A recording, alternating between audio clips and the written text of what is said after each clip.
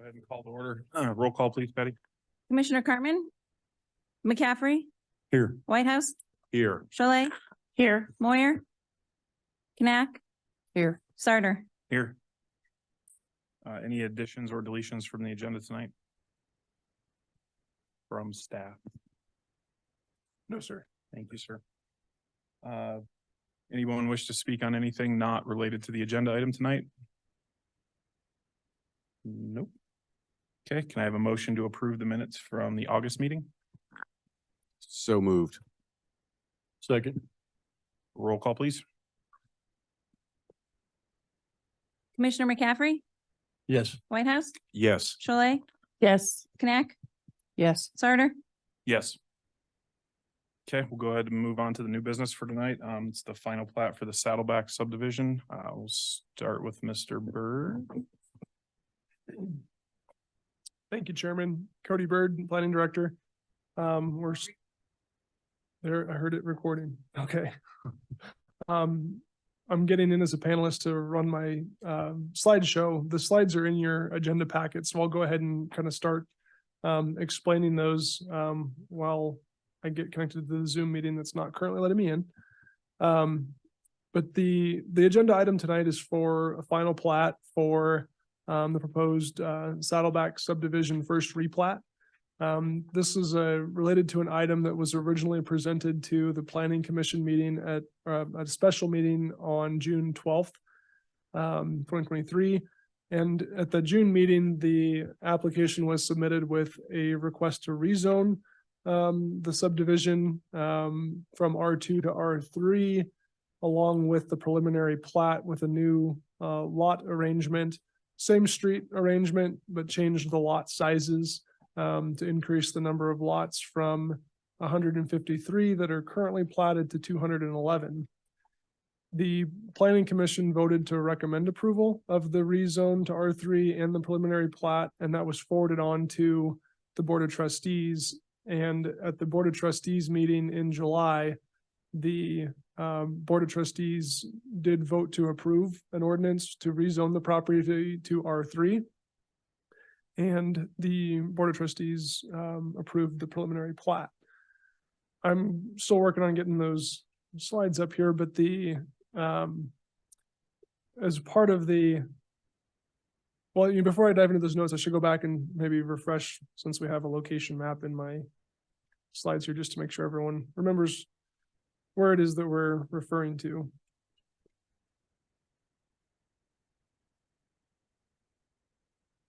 There we go. So the site is on GW Bush Avenue or County Road 60, east of I-25, adjacent to Park Meadows subdivision.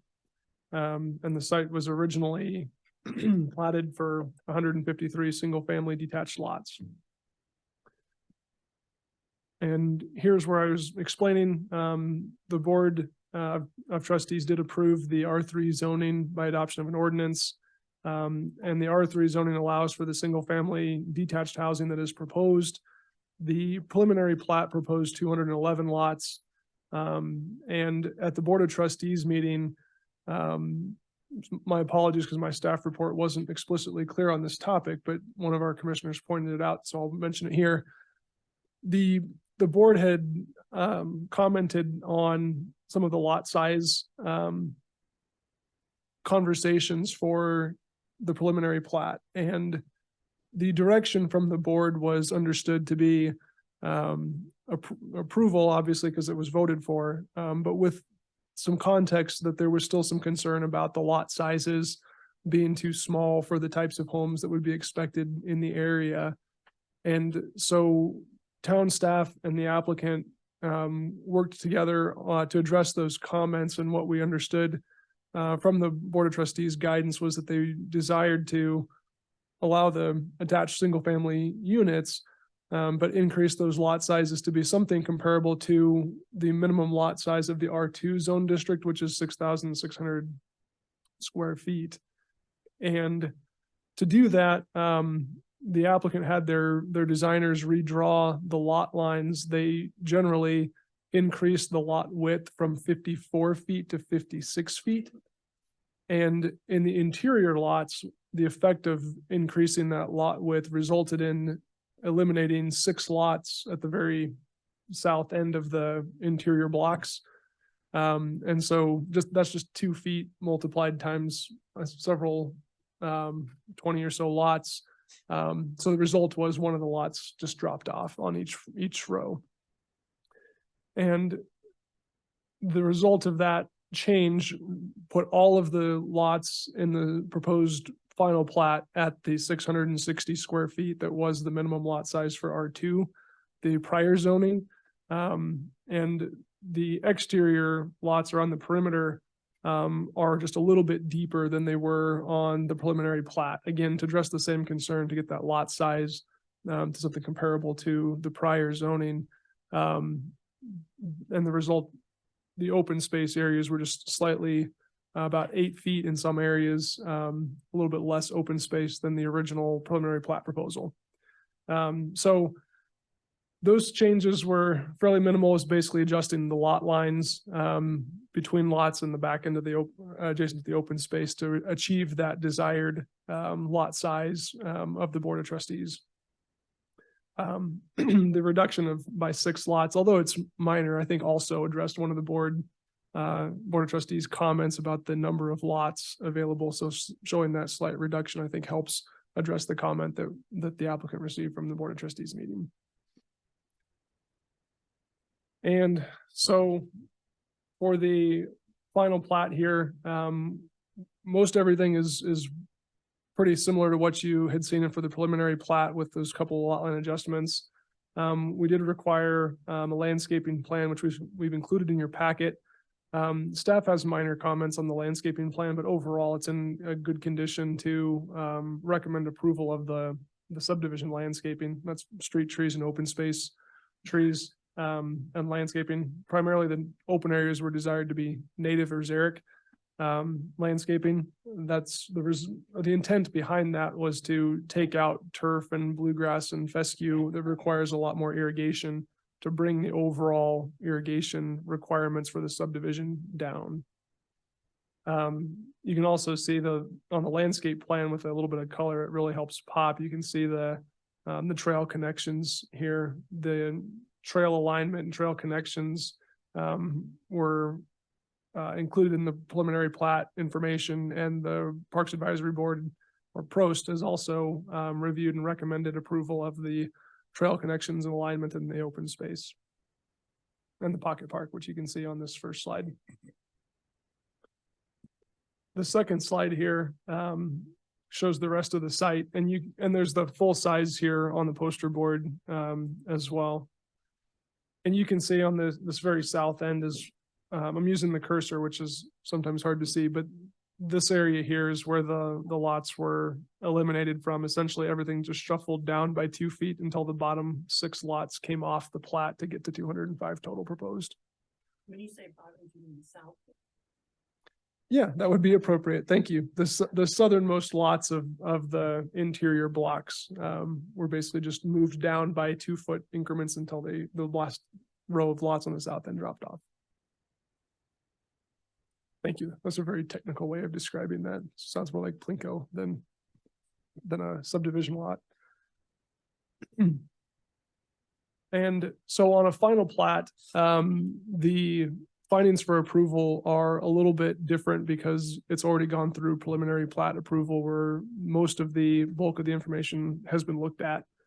So the findings for approval from the land use code are looking at for final plat, that it conforms to the approved preliminary plat and incorporates recommended changes, modifications, and conditions attached to the approval of the preliminary plat unless otherwise approved by the board. In this instance, staff recommends that the final plat is consistent with the preliminary plat and does address the comments that were received by the Board of Trustees or from the Board of Trustees and reflected in the proposed final.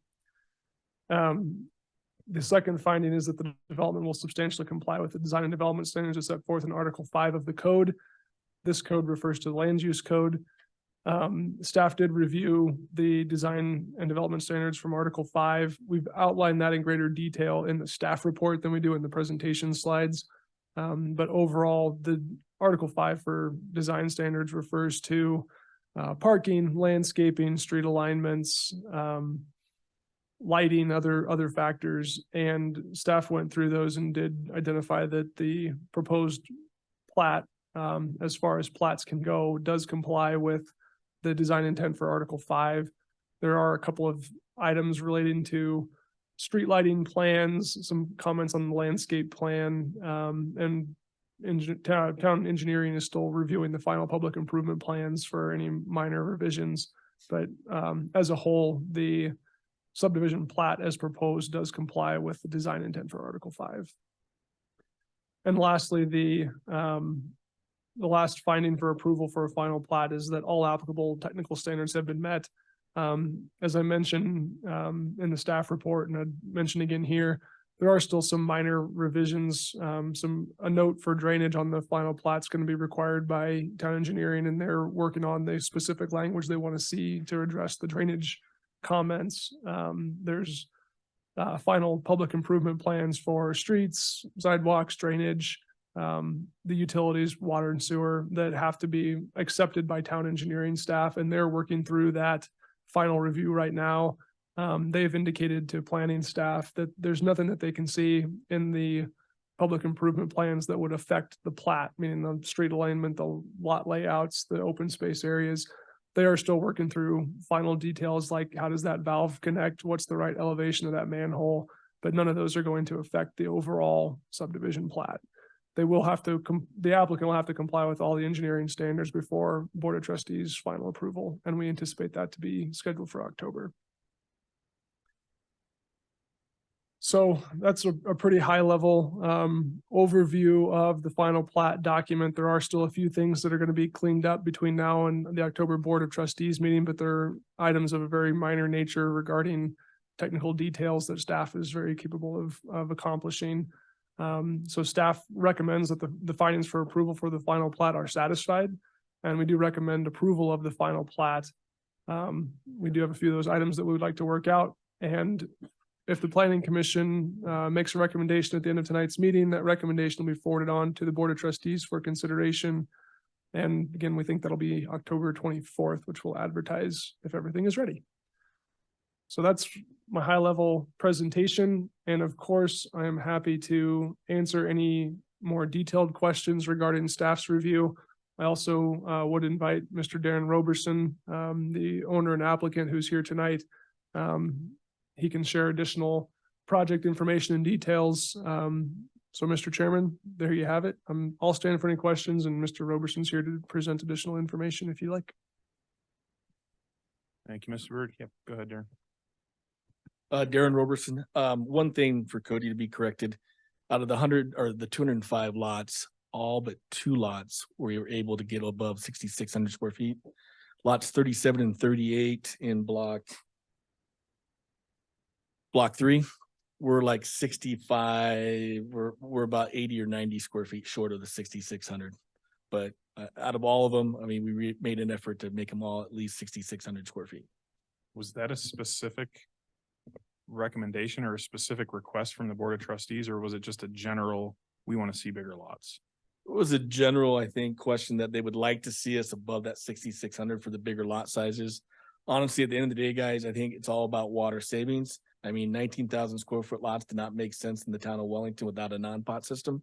So by reducing these, we make these lots more attainable. We're going to be able to add value and sell homes at a lesser price point, probably for the town of Wellington.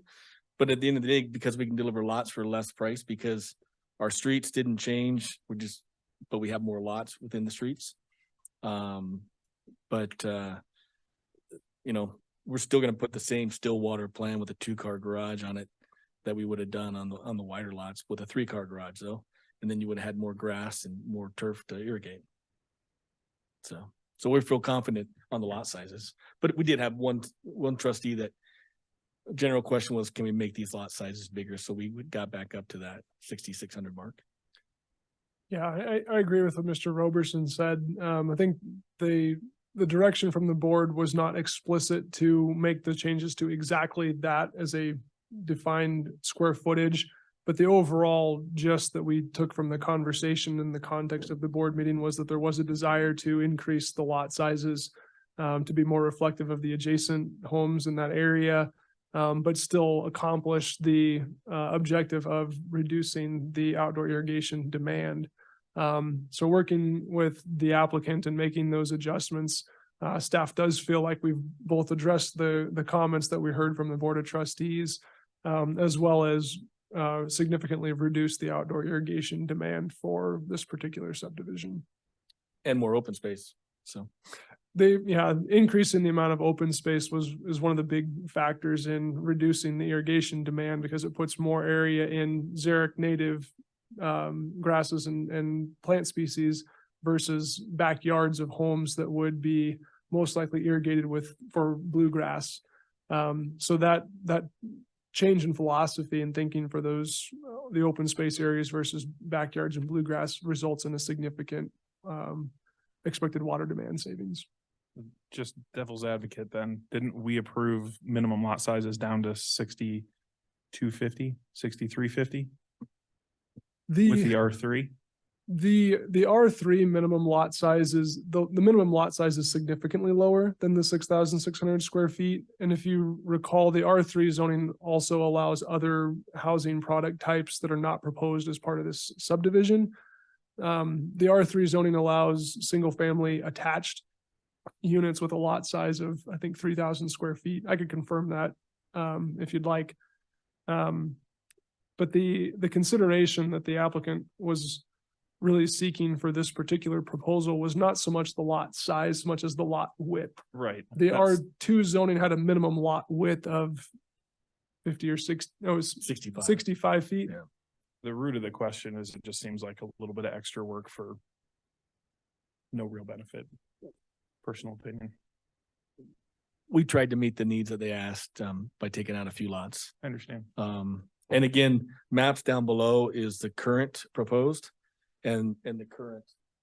You can see again, all the streets did not change, but instead of having 60 feet in between the back of the meadows, now we got 100 feet between the houses. So again, we can control that open space. Guys, we still plan on in covenants in architectural review, all the front yards, we're gonna mandate that the builders install landscaping so that more of a xeriscape can be done, so there can be a reduction in water use too, that we plan to bring in front of the trustees. So again, it's all about a lot of water savings and making this an attainable product.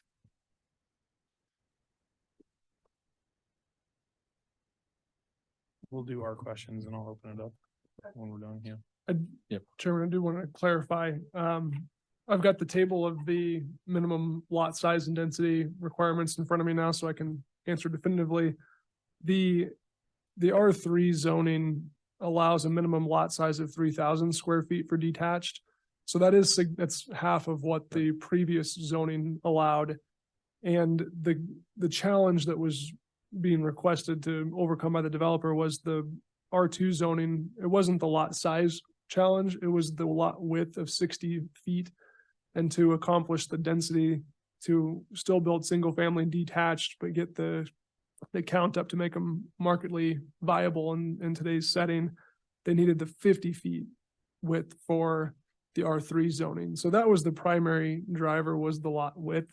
But the board did have those concerns about 3,000 square feet being too small.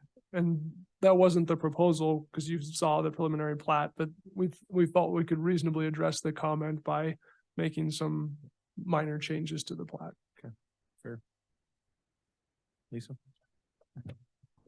Okay, just a couple clarifications. So, you were talking about, making sure the builders are abiding by certain things for the landscaping.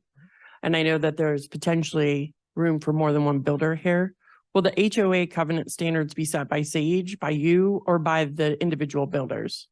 They will be recorded by me, by my entity. That we'll bring in front of the town staff too, as part of the whole subdivision approval process. So one builder can't decide to get wild and do something They'll be different? recorded prior to any lot sales. Okay. And And we're actually then, gonna do a separate sheet that highlights the xeriscape too, because so many people, they buried in 60 pages of recorded covenants. So we've actually proposed doing a separate sheet, a 1 or 2 line item that strictly talks about the water savings in the xeriscape, and give them 3 or 4 options on xeriscape plans. okay. So there'll be consistency throughout the development, regardless of the fact that the houses might look a little different depending on. And I think Who's sometimes building? having 2 or 3 builders is good in Yeah. in a neighborhood. Okay. And then I saw on there that there's 24.4 acres of open space. I might be a little off on that. And parks, how much of that is actually usable? Like, isn't going to be a detention pond or flooded out? Probably the biggest thing is all the open space behind the lots to the northeast is all usable with trail systems and stuff. We're still gonna have a trail system on the drainage between the meadows and the back of the lots on block. I'm gonna read. Back in here. Okay. But part of that drainage, we're still gonna have a trail system. That drainage is almost required because of the drainage that's coming from the north. So that's not gonna be a flat soccer field area, but it'd be a nice walking trail. Okay. That answers that question. I just wanted to make sure that more than just the pocket park was usable. Oh, absolutely. And then I think all that usable space in the upper northeast corner should be valuable. And then just to clarify, when I was asking you, when you said down, did you mean south? So if you move the lots south, when you widened them, the pocket park size is remaining the same from when you were in front of us before? Yes? Or was it You know what? affected by your lot sizes? I don't want to state wrongly. We didn't want to take any more from the pocket park, but I think we took 2 or 3 feet from the pocket park just to get everything to balance out. Okay. I think that's correct from my review. I couldn't quote for you exactly how many feet it changed, but that those interior blocks were adjusted slightly in the dimensions to accommodate the new configuration. I think it did result in a slight reduction on the pocket park by a couple of feet. It was a couple feet, less than 5, but a couple feet. We couldn't justify getting rid of 2 more lots. And it's nice to have all the lots somewhat line up. Last question for you. Mhm. With the street layout the way that it is, I don't know how wide they are. I'm sure it's somewhere. But is that gonna, your kind of the feeder street that kind of curves around that accesses the 2 entrances and exits? Are those the same as the other street? I'm thinking about bike lanes, ways for people to get in and out of that neighborhood in a multimodal way. Is there any possibility of that or no? The streets did not change from the original plat. And the just don't sidewalks know. did not change from the original plat. What we're able to do is extend and help me with roads, but from the 3-way stop, a 1/4 of a mile to the west of this subdivision, we're gonna be able to now extend those streets and sidewalks to incorporate the trail system better. That's correct. I don't recall on bike lanes. I'll have to talk with our town engineers on the improvement plans that are being considered, but the lane width was identified as being either a major collector or a modified collector for tying those in. There are some design constraints with the existing ponds that were built right up to the edge of the right of way. And so without adjusting the ponds, there's some side slope and drainage issues that have to be accounted for. Okay. So the original plans were accepted by the town with some modifications to the engineering standards to address those detention ponds that are existing. The Public Works is currently in the process of, I shouldn't use those too interchangeably. Town engineering is currently in the process of reviewing those final plans. But they do include sidewalk connection tie-ins back to existing public sidewalks along McClellan. So on both north and south is the intent for sidewalks to connect to our other neighborhoods and our existing parks. And on this plan currently, we didn't make any changes to the streets or sidewalks from the approved. So in theory, someone could safely ride their bike down the neighborhood street, barring driveway people leaving their driveways or whatever. Like, if there's cars parked on both sides of the street, is there still room for a bicycle is what I'm asking you? Yes. Okay. And then last, With You're referring to County Road 60 or GW Bush Avenue and Ronald Reagan Avenue, as opposed to the local streets? I mean, I guess, like, Well, and the reason I ask is because the local streets, the north-south streets local residential streets aren't striped for bike lanes under our normal standards, and we Oh, don't prevent that's on-street actually, parking. yeah, okay. So with driveway approaches, bike lanes don't work very well with that many number of openings and entrances crossing the street. You create a lot of turn conflicts for bicyclists to watch for vehicles backing out of driveways. So we don't usually encourage it with a bike lane. No, I Local- understand that. I'm more thinking at the top and the north side, the street that's coming out to Ronald I- Reagan. Ronald Reagan, and then the street that comes out to George W. Bush. Once you're past those houses, is it wide enough for a bike lane so that somebody that is choosing multimodal transportation to leave that community, they have the ability to turn safely out of there and travel? I don't even know that those streets can accommodate it. Maybe not. That's something we need to address with town engineers to Okay. make sure, since we did not address any changes on that. I mean, just. And I could use some clarification, maybe just in the way you asked the question, because I want to make sure I understand which street you're referring to. Because you said There's no names. Okay, You're- well, right, so the streets that feed to those those from are- the Those are neighborhood, local streets. They're not striped for bike lanes. I understand that. Okay, I understand that that's been past practice. And I kind of wear more than one hat sometimes, and so I'm wondering, are we thinking about those accommodations when someone's trying to leave that, there's an access to get across to the east side of the highway. Right? So if we've got kids living in that neighborhood and they want to actually cross I-25 safely instead of playing Frogger, and they choose to ride their bike that way, I'm wondering, are they able to leave their neighborhood in a safe way? Is there enough space allowed for cars and a bicycle? That is my question. I'm not asking for striping. there is Okay. enough right of way width and enough pavement width to safely ride a bicycle. I think your question is related more to the engineering standards for roadway classification. Yeah, it's just a really basic question. The only reason why I hesitate, guys, is because on the one to the farthest south, Mhm. because of the floodplains, we're gonna extend, and I'm pretty sure we're gonna have sidewalk, but we're gonna have burrow ditches on the other side because there's not enough width with the floodplain, with those ponds that are currently there along the meadows on the south side, to put in a separated sidewalk. So we had to do a burrow ditch and a detached sidewalk, if I'm correct. But I would need to have the engineering plans in front of me that I did not bring because we didn't ask to make any changes from the proposed. or It's from the- okay. I'm probably asking a question in a really terrible way, Yeah. and it's really not gonna change how I feel about this. And I neighborhood, apologize. Maybe you and I offline, we can have a conversation and I can kind of explain to you moving forward. Oh, Since absolutely. you've taken so much time and money invested in our town to explain what I'm asking, Mm-hmm. so maybe it's consideration as you move on with something else. Absolutely. And we can try to answer that too, maybe at a later point to you. I just, again, since we didn't change that engineering point, Mhm. it wasn't on our radar, so I I get it. apologize. And so I don't want to say the wrong thing because I know some engineering constraints with the floodplain on that southern edge, right, Cody? Well, We couldn't elevate a yeah. sidewalk over a It's- pond. Right, and there were some physical engineering constraints regarding drainage on the south end of the subdivision, which is the north side of GW Bush. Mhm. And on the north side of what's really Park Meadows, where Ronald Reagan goes west and ties into McClellan, there's drainage facilities on the north side of that right of way that created some physical constraints from an engineering perspective.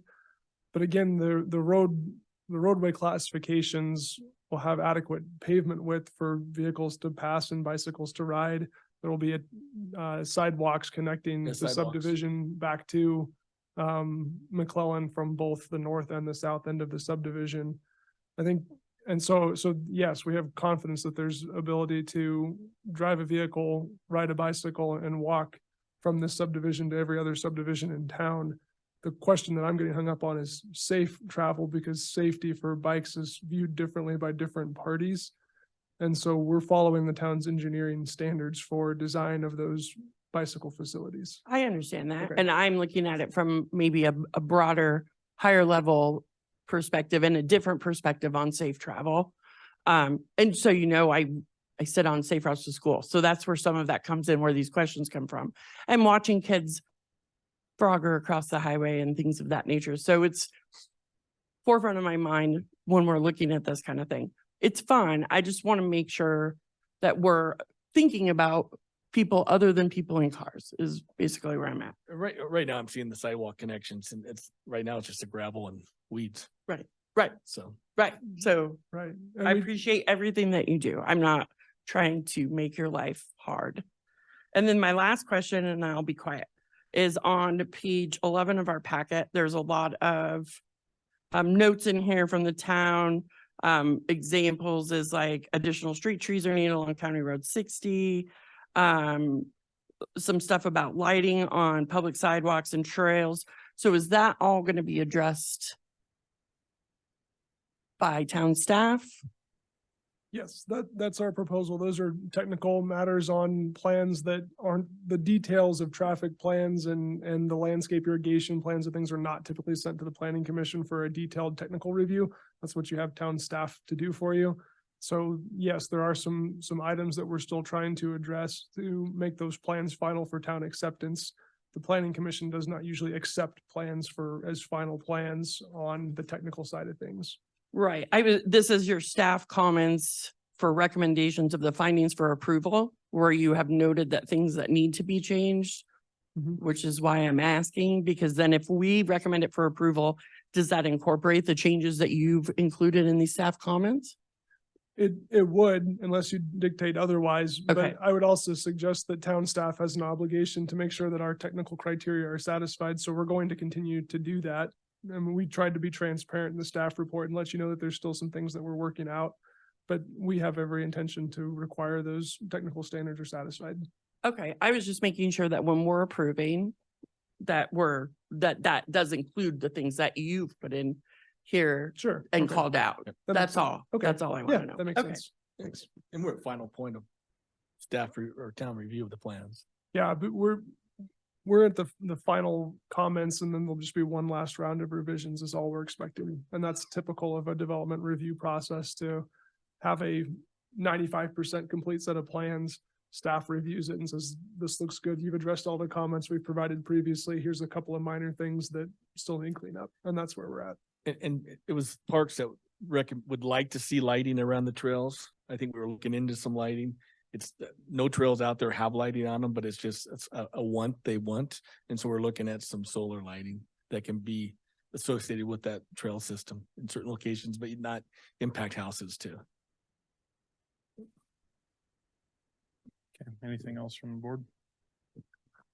Well, I just want, pardon me, I talked with the applicant when he first came in and suggested I had a question, but I was going to hold it until the public meeting started, and it has been answered. It just, the question really came down to where the guidance came to make these changes, because I did speak with a trustee and he said, the board never made any guidance on this subject. And I was like, because I heard that from one individual, I was seeing something different here. And it's clear there was some general guidance given, and that's already been, Sizes, yeah. yeah, that's all been explained to me, but that was the one question, just because of hearing different perspectives. Oh, And that has been clarified through the discussion we've already had. I have no further questions. Thanks, Tim. Before we close our deliberation, anybody from the public want to come up and comment or add to the discussion on this? Nope. Okay, anything else for Mr. Oberson? Okay, anyone want to make a motion?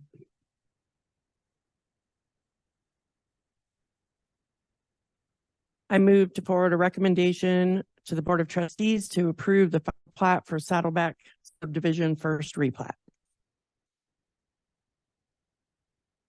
I will second. Roll call, please, Patty. Commissioner McCaffrey, yes. Whitehouse, Yes. Sholay, Yes. Knack, Yes. Sarter. Yes. That's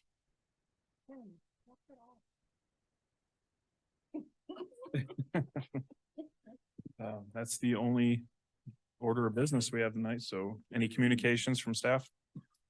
For the October 2nd Planning Commission meeting, we have an item that was tabled from August. So we're still anticipating that. We do not yet have revised plans submitted for that particular request. So staff is reaching the point where we're maybe having a hard time getting enough time to review and prepared application or agenda packet. So we're reaching back out to the applicant to seek clarification on submittal of revised plans, and we'll have it on the agenda for action. And we'll see if there's adequate time to complete the review. But it's still on the agenda, so that's currently the only item that we have on that agenda for October 2nd. The other item I was going to mention, at a prior meeting, I had asked if there were any planning commissioners who might be interested in attending the state planning conference. I heard from Commissioner Sarter or Chairman Sarter, and I heard from Commissioner Cholet with interest. I am still trying to see if there is availability left to register elected official or appointed elected officials for that conference for at least a day or 2 days. So I will touch base with you if I'm able to get those accommodations for you for attendance. When's the submittal deadline for October? The submittal deadline is passed.